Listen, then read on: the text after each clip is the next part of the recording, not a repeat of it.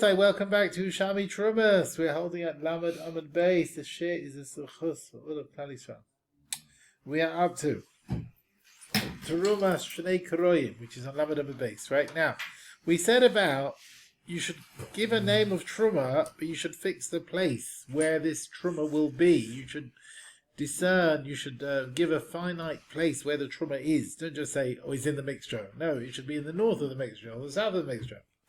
So what happens? You have two mounds of tevel, and he said, "Truma shnei kroim," the truma of these two mounds, be'echad mehen, will be in one of them. Right? The truma of the two mounds will be in one of them, but you didn't say which one. Rabbi Yechon said, "Kidshu medumayim," that what both of them now have possible truma within them, but we don't know which one. So you got a Safek Kedushas Truma in both of these mounds. And if you don't have 100 against it, you got problems, right? You got a Safek Truma in each of them. He said, like a Truma Demai. No, we don't say they're both Safek Truma. The Truma is not Chal at all, because we don't know where it should be. So both of them remain Tevel.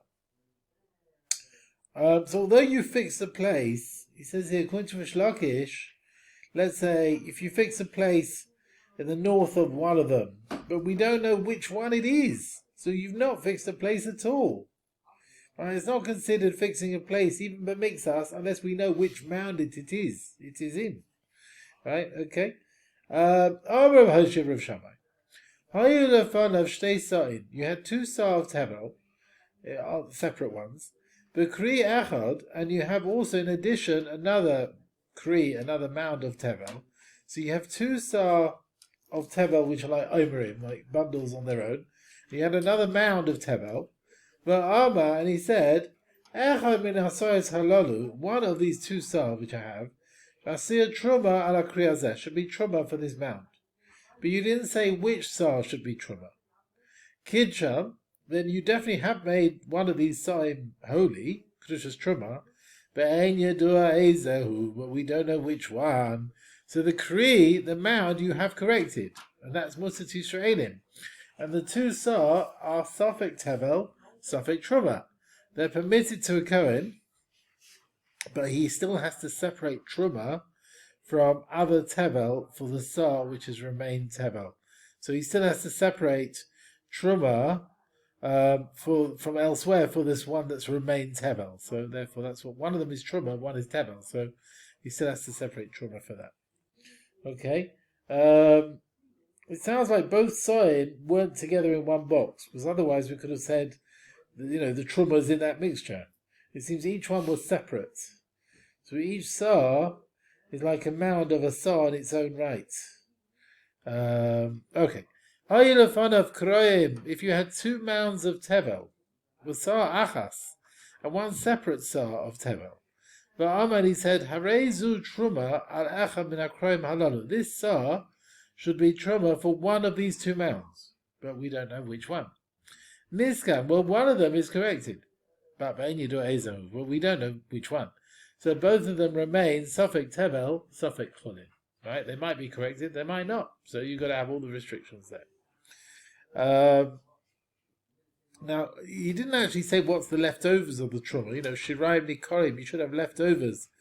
We know this sar has truma, and one of the kroim is Shiraim, but we don't know which one.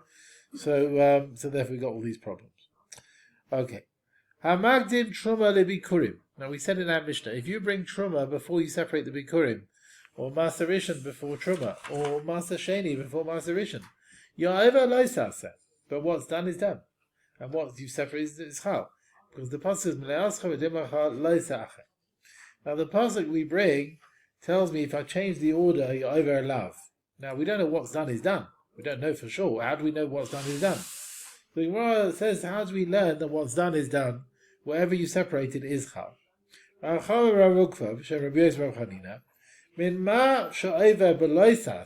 that you are over if you brought one before the other, it must be that what's done is done, and it was chal. Because if it was not chal, you wouldn't be over the lav.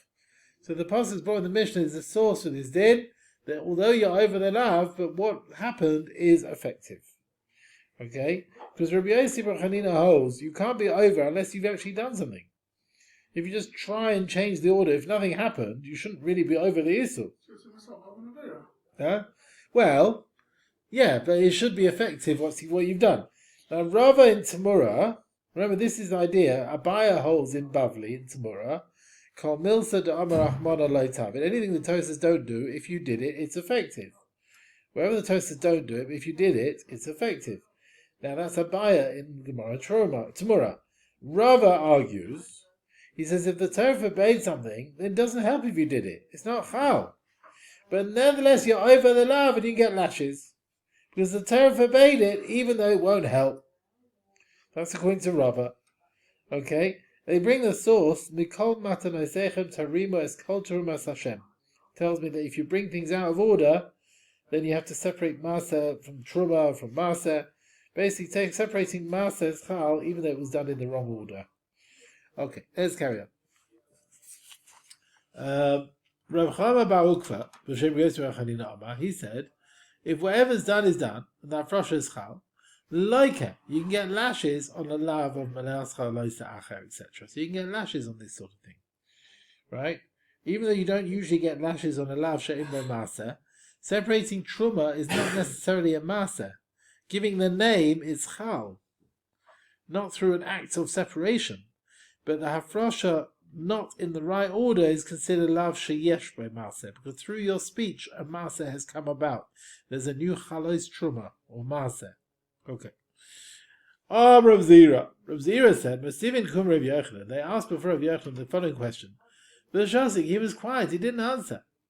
What does it mean when it says if you change the seder hafrosha over, you're transgressing the loisasa? Does it mean like you get lashes for it?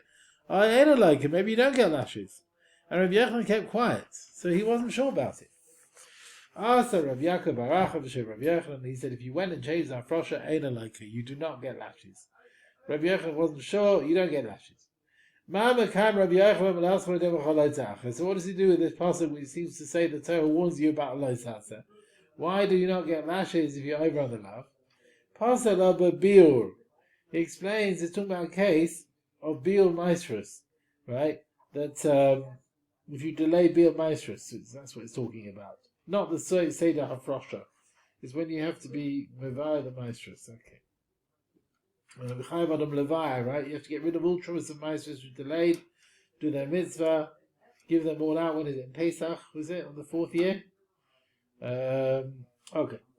Now, what about the Issa not to change from the order of Rosh's Maestros? When you're over on the Issa, is it at the time when you bring your mafresh, the matana, earlier, which needs to be later? So if you've got Truma and then Maser, so if you do Maser first, are you over then? Or maybe when you're mafresh afterwards, the one that should have been first. So maybe only when you bring the Truma after the Maser. So if you do the Maser first, are you over then? Or only when you do the Truma after the Maser? He said, Mitzachila, you're over from the beginning. As soon as you bring the later one, you're over the over Lotacha. He says, Basaif, you're only over at the end, when you actually mafresh the earlier one later. What's the difference between the two? The Siruf Hakri Nafik Bener. Nafik Bener is, if this mound got burned after you brought the latter one earlier, so you never ever separated the other one, the earlier one, late, right? You never did it. According to him, you're over on the Issur, even though you didn't separate the earlier one later. According to him, you're not over, because you only have to be only over when you bring the earlier one later. But not when you bring the later one earlier. He asked, Master Rishon, so you separated it when the crop was still in the field, before threshing. There's no Chiv Trumas and Maestros yet. There's no Nigmar Malacha. So, are you over on that Issur by bringing it earlier? Or ain't over on a Seder, maybe only after there's a Chiv Trumas Chal. Then you have to keep things in order. So after the Malacha is complete, right, with the produce. So here you brought it much earlier on in its stage. Very good question. We have no answer. Right. Now we said Bikurim comes before Truma. There is a Tanu who argues on this. So let's say we're a brisa that goes against that Mishnah, and it even contradicts itself. Let's see. Tanya Kumei Rubavo. We've learned the brisa in front of Rubavo. Habikurim Eina Makbid is a truma. The Bikurim doesn't stop you from bringing truma before it. You're allowed to separate truma before Bikurim. Now this brisa goes against that Mishnah, which says you have to bring Bikurim before truma. There's even a contradiction in the Tosefta. The first part of the Tosefta says, if you bring truma before Bikurim, you're over. Loisa said what's done is done. So the ratio of the Tosefta is like our Mishnah. The Bikurim has to be first. And if you separate truma first, you're over alive. And then the last part of the Tosefta says, no, you can bring truma before Bikurim. Amalon, Rabbi said to those who learn this, the Abba Pnimani. The safe of the Tosefta is the opinion of Abba Pnimani, who holds that you don't have to put Bikurim before truma, because they're both called Rashis. Rabbi Yossi, he asked, Haidad Abba Pnimani. Where's this view of Abba Pnimani brought? Amalei Rabbana said, Shemayis Abba Tani, I heard my father teaching the following words. Bikurim mimino, if you separated Bikurim in your right hand, at the same time, Truma Bismar, the Truma in the left, and then if you did both at the same time, is to know Tali, some say over, you're over on the Torah din, because it has to be Bikurim first. Is to know Tali, there's some who learn ain't over, you're not over. And the Abba added Madam, the one who says over, that's Rabbana, that's the Chachamim, who hold Bikurim has to be first. And if you do it at the same time, you're over. Madam ain't over, the one who says you're not over, Abba Pnimai is Abba Pnimai who holds Bikurim doesn't have to be before Truma. So you can separate them both at the same time. You're even allowed to put Truma before Bikurim. Now the last part of the Tosefta, which says Bikurim is not essential for Truma, is like Abba Pnimai, you can bring Truma before Bikurim. The Reisha is like the Chachamim, the Bikurim has to be before Truma. And it's not a steer between Reisha and the Sefer of the Tosefta. Each one is a different Tana. And for that reason as well, there's no steer between our Mishnah and the end of the Tosefta. Because our Mishnah is like the Chachamim, and the first part of the Tosefta, and the Sefer of the Tosefta, that's the opinion of Abba Pnimai. So we have different opinions, if you can have Truma before Bikurim, or Bikurim before Truma. Right. Halacha Dalet, yeah? Now, what about when you make a mistake when you're separating Truma? You think in your head to say something, and you ended up saying something else. So what's the deal about mistakes? And we're going to talk about other mistakes in other things as well. A person has intention to say that he's separating fruit, Truma. But instead, Ba'ama, he says Maseh. Or Maseh, he wants to say Maseh, Ba'ama Truma. By mistake, he says Truma. Or he wants to say on an animal it should be Oila, Ba'ama Shlomim. He says the Shlomim. Or he intends Shlomim, Ba'ama Oila. Or he wanted to say about a house, I'm definitely making an oath, I'm not going to this house. And he ended up saying for another house. Well, he wanted to say Sheini Nana Lazeh.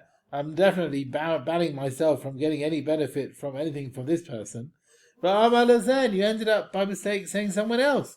In all these cases, La Amar Klum, your words are not effective. Your heart and your mouth have to be equal. Yeah, so if you say Ayla, but then you meant Shlomim, or Shlomim, you meant Ayla. This one and that one, your words and your mouth are not, your heart is not the same. Okay? And so you got to say in your mouth what you intended in your heart. So the fruit that you called it Maseh or Truma remains Tevel. The animal you wanted to make holy remains Chulin. And the neder that you said is not Chal. Now there is such a thing as Dvarim Shevalev Einam Dvarim. That we don't look at what's in your heart. Nevertheless, that's only if you say the words with your mouth with kavana, and your thoughts, you thought of things going against what you've said. Or you thought in your heart that what you're saying in your mouth will be in a certain condition. If you made a mistake with your wording, and you said something which you had no intention, then what you've actually said is nothing, and it's not chal. Okay? Tamantanina, we've learnt in Nazir. Beshama Yemrim, Hegdish, Tos, if you make something holy by mistake, Hektish, it is Hektish. And Beis Hillel say it's not Hektish. So the example there, if you say, look, the black ox that will come out of my house, the first black ox, that should be Hektish. And then what happened? A white ox came out. Beis Shammai say it's Hektish, Beis Hillel say it's not. Okay, you hear that? You said the black ox that comes out, but a white ox came out. So Beis Shammai say it's still Hektish, and Beis Hillel say it's not. Rabbi said, if You wanted to say about an animal that you should be chulin, but by mistake you said oila. Kidsha. According to Beis Shammai, it becomes holy. Basically, hekdesh b'tal says chal, even if you have no intention for hekdesh at all, at the end of the day, you said with your mouth that it should be hekdesh. And when you say, let's say, an ox, a black ox that first comes should be hekdesh, the hekdesh is chal on the white ox, even though you had no intention to make it holy. Basically, you just wanted to make holy an ox. Okay, you said black ox, but it wasn't really your mind, only black ox and not white ox. So if you say black ox, it can be chal on white ox as well. Alright? That's one way of looking at it. But there is another opinion. Rabbi Yossi. Actually, they do bring here, it's talking about in Bavli, it says, after the black ox, let's say after the white ox came out, you said, had you known the white ox would have come out, I would never have said black ox. I would have said white. So you didn't really care that it had to be a black ox. You hear that? You didn't care about it. You mentioned black ox, you thought that's what's going to happen. But had you had the kavanah that it was only a black ox and not white, then Beis Shammai would never say hekdesh ischal against what you've said. Alright? So Rabbi Yemi, chulin, ayla, kidsha. So according to Beis Shammai, it's holy, hekdesh b'tas is chal, even if you didn't have intention for hekdesh at all. There is another opinion. Rabbi Yossi. We're talking about someone, Beis Shammai. Are we talking about, really you wanted to make something hekdesh anyway. There's a side point which you made a mistake. You wanted to make any ox. White, green, purple, you name it. But you made a mistake. You thought the first one that comes out will be black. And that's why he said black ox. But now white ox has come out. But if he made a mistake in the main idea of hekdesh, that he didn't have no intention for hekdesh, then the hekdesh won't be chal. But Adamas Nisa, in our Mishnah, which says if you have the intention to say oila, and you said shlomim, oila, it's not chal. Mahi, who is that like? Is that like only Beis Hillel, or would Beis Shammai agree? Adati de Rav Yemi, according to Rav Yemi, have machlokes. It's an argument. It's only according to Beis Hillel. Hekdesh b'tas is not chal. So therefore you say oila, and it's shlomim, it's not chal. According to Beis Shammai, it is chal. Just like the whole hekdesh which you say with your mouth, but you didn't really intend it with your heart. You think, oh, black ox. In the end, hekdesh is chal on the white ox, because that's what came out first. So also, if you want to say oila, and you ended up saying shlomim, or shlomim oila, it's chal what you said, even though you didn't really intend to do that in your heart. According to Rabbi Yossi, our mission is divrei hakol. Even Beis Shammai will agree that the hekdesh is not chal. It's a mistake in the main part of hekdesh. I want an oila, and not a shlomim. Right? You hear that? It's a mistake. When you said shlomim, you had no intention for that, only for oila. When you said oila, you had no intention for that, only shlomim.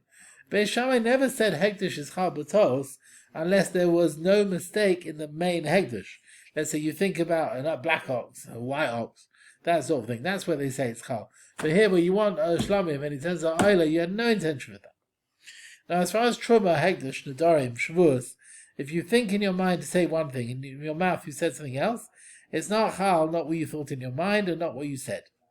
Now we're going to talk about nedarim and shavuos. Are they chal when you think about something, but you don't say it? Tani, we learned in a brisa. It says, shavuos bitzvah, a person makes a shavuos bitzvah sayim, a shavuos chal only if he said it with his lips. V'loi belev, not if he just thought about it in his heart. Yachalam, I think shani moitzias agoma belev. Maybe I reduce, I exclude, where you have it in your heart, you're making an oath, and then maybe the shavuos are chal. Really, you're like goma belev. You're completing your decision in your heart. Talmud learns where it says levater. That no, we're also including someone who decides in his heart that he makes a shvua, even though he never said anything. That it is included as part of the shvua. Okay, it is included. You decided to make your decision in your heart. That is also shvua. Shvua Lama, he says, if you decide to make your decision in your heart, you're not liable till you actually say it. But we've learned in a brisa with the donations of the Mishkan, called the divleiv. One who decides in his heart to bring the dava, and by bringing the dava for truma submission, you have chiyuv of neder to bring the truma you thought about. Outside, you say Nadiv Leiv Zargoma Belev, one who finishes with his heart. So maybe you have to say it. Maybe Nadiv is you actually said it with your lips. And when it says Nadiv Leiv, of the heart, it's telling you it's not enough you say it in the lips without kavanah of the heart. Right? Maybe you have to also have it in mind in your heart as well, and to say it in the lips. Okay? So what does it say? When it says, you should guard what's in your lips. Guard it and you shall do. We already discussed guarding with your lips, that if you said it with your lips, the neder is chal, you have to fulfill it. How do we understand koladiv leiv? It's someone who decides with his heart. So neder for hekdesh is chal, even with thought, right? Not just with the thought of the heart, without saying it, even though you've not said it. So you see from this drasha, a neder to hekdesh is chal in your heart, even without saying it. And that goes against Shmuel, who said shvur belev is not chal. The Chaim didn't shvur is the same as hekdesh. But then the Gemara says, no. Madam Shmuel, when Shmuel said his din is lekarban. If you're chayiv a carbon, if you go against your shvur. Shvur is only chal. Shvur is not chal in your heart. But he agrees, the dorim of hekdesh are chal in your heart, even without any speech. You hear that? So the dorim are chal in your heart. So that goes also, but not shvur. Huh? For Stock as well, yeah. Yonachanami. Tzedakah is also believed. His pocket is under the soul side. Yeah. So you got a bigger amount than what they wanted to donate. They would have to donate. Tzedakah, you still have to have a thought behind it. Yes, so they saw someone asking for tzedakah, and then they thought, I have money in my pocket. And they found their pocket, and they found it was £50. Right. So they thought it was $5. Well, I don't know. What did they intend to give? Tzedakah, still you have to have the intention to give it. They thought they have whatever's in their pocket. They thought they had £5, so they intend to give £5. Right. The fact that they find a £50 note, I don't think they have to give them £50. Well, it depends what their thought was. You're right, if that's what we say. I don't know.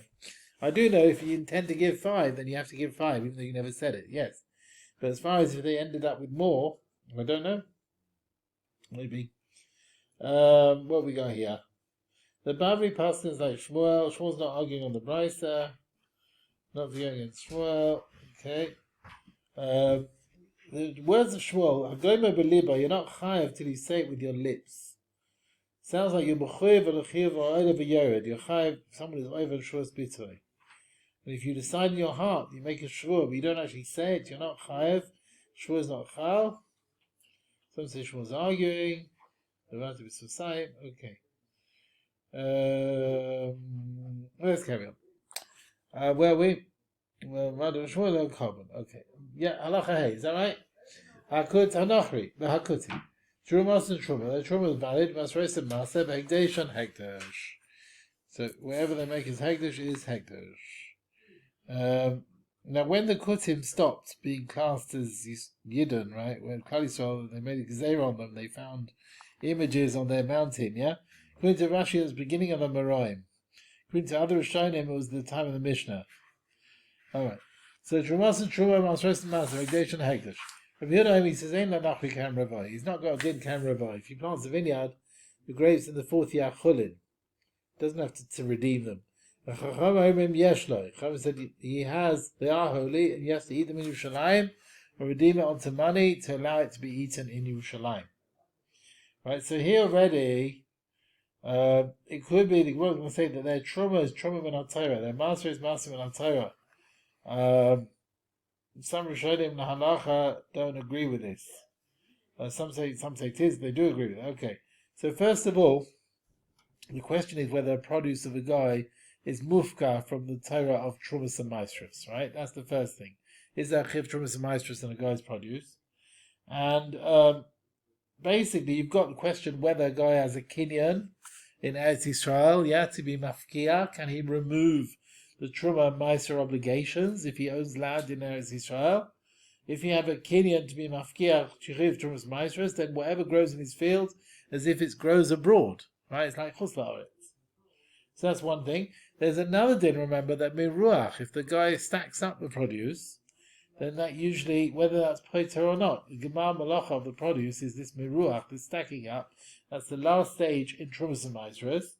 And when the Nachri doesn't potter his produce from Trumas and Meisers, if a guy does meruach, it's potter, right? So it could be potter because the guy is doing the stacking. even if he didn't have a kinyan in the land to be mafkia the chiyuv trumas u'maisrus. So these are all arguments, these various points. Okay, according to the Babli, it's machlokes amaroim, Babli and menachas, machlokes tanaim, if meruach of nachri passes or not. According to Rashi, our Mishnah holds like the opinion that the guy has no kinyan to be mafkia, to remove trumas u'maisrus, and meruach does not pater. Other Rishonim learn that a Mishnah can hold that kinyan nachri is mafkia trumas u'maisrus, meruach is pater. So how can he have trumas u'maisrus, which he's mafresh? If he is mafresh, min Torah, let's say the beginning growth of the fruit was a Yisrael's land. Maybe he's got it now, but Yisrael had it first. That's why there's a chiyuv trumas maisrus min Torah. You hear that? So although he may be able to be a mafkia, but this produce was first growing in the Yisrael's land, and once it reached a third of its growth, it's got chiyuv trumas maisrus. Yeah, and then the guy bought the land with all that produce, and the gedulim, the growth, are in the hands of the guy. And therefore, that's the question there. So Rabbi Yehuda may not knock can Ravai. Okay, Chacham Rabbi Yeshna. Chacham said he has got in. Okay. Trumas Nachri Medamath. The truma of a guy would cause a forbidden mixture if it got mixed up. Chayavin allow Chaimesh and Yachayev a fifth if you ate it b'shegeg. And Rav Shimon pays. Rav Shimon says you're not. Now, Haisi Lahen. Now the guy separates trumas and maisrus. There are cases where they brought trumas and maisrus, but we don't know if he was mafresh it. So if a guy brings Haisi Lahen for Cohen in truma b'tach beisa, truma in his house, right? And Naigin bar, he says, look, this is a truma I've separated. Naigin bar tevel or truma. We have to treat it as if it might be tevel or it might be truma. So our suffix we worry about both sides. Divrei Rebbe. It's not definitely truma, it's suffix truma, suffix tevel. So you're going to have the chumras of truma. Yisrael can't eat it. Have to eat it in purity. Chumra of tevel. The Cohen is not allowed to eat it until he's mafresh, misafik, truma, masarishan, masasheni. But Shimon Gamliel, he said, I raised a truma vada. It's definite truma. Haitzi lahen, if a Nachri brings out Masarishan b'tach b'isai, then if he brings Masarishan, he says, here's my Masarishan. No, like a Tevel of Masarishan. Again, out of doubt, we treat it as Tevel and Masarishan. Divrei Rebbe. Shum Gamliel, he says, Eidasach la'afresh ela truma b'vad. You only have to separate truma, nothing else. Haitzi lahen Masasheni b'tach b'isai. He brings you Masasheni. No, about Tevel, we treat it as Tevel or Masasheni. Divrei Rebbe. Shum Gamliel, he says, Eidasach la'afresh ela truma Masarishan b'vad. Truma you have to cover, Masarishan you have to separate, that's all. Rebbe Chashash, Rebbe is worried. So Rebbe said treat it as Tevel and Masasheni. Why? Rebbe's worried, maybe you're separating one for another kind. So Truma, Masarishan or Masasheni, maybe we're not Chal. So out of doubt, we have to treat it suffix Truma or Masarishan or Masasheni, and it's suffix Tevel Gomor, and we have to be Mafresh all Matanas. Shem Gamliel Chashash Shema Higdim. Shem Gamliel was always worried, maybe this matan he's bringing, he's done it out of order, right? Done it brought before he should have done. And the Hafrosh is Halbadi Eved. So the parents, let's say he says this is Truma, you don't have to treat it as suffix Tevel and separate Truma again. If he says it's Masarishan, it's not suffix Tevel, you have to separate again Masarishan. But we're worried maybe he's done this matana before the others, right? The matana that he's saying he's being mafresh, maybe you've got the other matanas which need to come first. So if he says this is Maser, we have to worry, maybe he's bringing it before Truma, right? And he's still Chayav Truma on this, and we have to separate Truma. If he says this is Maser Sheni, we have to worry, maybe he's bringing it before Maser Rishon and before Truma, and we have to separate Truma, we have to separate Maser Rishon. Truma Sadachri Medamaas. Truma of a guy, Madamas, causes a forbidden mixture of a Chayavin Allah, and if you eat it, you Chayav Chomesh. Rav Shimon pays, Rav Shimon says you're not. Rav Zira says, Amaris Kumei Rebavo, B'Shem Rav Yechon. Then in front of Rav B'Shem Rav Yechon. Ma Pligid, what are they arguing? But Truma's Garnai. Truma you separated from the Gairen, the stack of the guy, so Truma of fruit that grew in his land. And according to Shimon, you're not Chayav on eating a fifth. On eating it, you're not Chayav the fifth. And according to Chacham, you are. If a guy buys fruit from Israel and he separates Truma, after Shimon, might of Shimon even agrees that if you are Chayav a fifth. But and he said like this. No, it's an argument here as well. In this situation, here as well, Rav Shimon will say, you're not Chayav a fifth on what the guy is separated from his fruit. But Kasha, now we got a question. Al Rav Shimon. We're going to ask Rav Shimon here. A guy acquired fruit from Israel. It's tevel min ha-Torah. He separates truma. And yet, poter tivlai, you're saying that you don't have to pay. He actually patters tevel. According to the Torah din, the fruit that he separated is allowed to be eaten by Israel. And yet Rav Shimon says you don't pay a fifth. You're saying, according to Rav Shimon, if you eat this truma, you don't have to pay a fifth? This is truma gemura min al-Torah. Why should you not pay a fifth if you eat it? Right? The Gemara says, but wait a minute. A guy separates kodshim, right? Neder, nadaba. V'chi kodshim. Einon Torah. According to Rav Shimon, kodshim, neder, and adaba. It's not kodshim in our Torah, according to Rav Shimon. Everyone agrees if a guy makes an animal holy, it's hegdash. You bring on the mizbeach. And even so, Rav Shimon Paita, Rav Shimon says it's got various exemptions. Tanina and Taman, we learned in Zvachim, Kadshe Goyim, Karbonis that a guy makes holy to Hashem, Ein Chayav and Elem Shem Pigul, there's no kares of Pigul if you have the wrong thoughts. But nice if it was eaten late, Tameh became Tameh Shachta because you slaughter it outside the Azara, Pothor, Divrei Rav Shimon. So it's got various exemptions. It's Kadshim and Atara, and yet various Isurim are taken away. Rabbi Yossi Mechayev, Rabbi Yossi says there is kares, Pigul, Naisa, Tameh, etc., just like an ordinary animal of Israel. And just like with Shimon, yet he holds that various exemptions Isurin are removed. He says Bnei Yisrael exclude Kodshim of Goyim. So the same thing with Truma of a guy. Although Rav Shimon agrees it's Truma min ha-Torah, he allows it. You're allowing the tevel. He darshans Bnei Yisrael. There's no chaimesh if you eat it. And once the Mishnah brought the words of the Tanna Kama that Truma of a guy is madamas and chayv chaimesh, it says Rav Shimon paiter. Now, is Rav Shimon arguing on the Chiv Chaimesh, or even the din of the forbidden mixture that creates a forbidden mixture? Avaboy, maybe they wanted to say Marplig, and whether they're arguing by Chaimesh, the din of the fifth. Abidimu alai. As far as the forbidding the mixture, they don't argue. Even Rav Shimon agrees. Truma of a guy forbids the mixture. After the Ashkach Tani Abraisa, we've learned Hiada. The din is the same. Rav Shimon argues on the Tanna Kama on both of them, so he holds there's no fifth, and it doesn't forbid a mixture. Whether it's for the Tesefes of the fifth, or whether it's forbidden, creating a forbidden mixture. To be continued, Rabbi.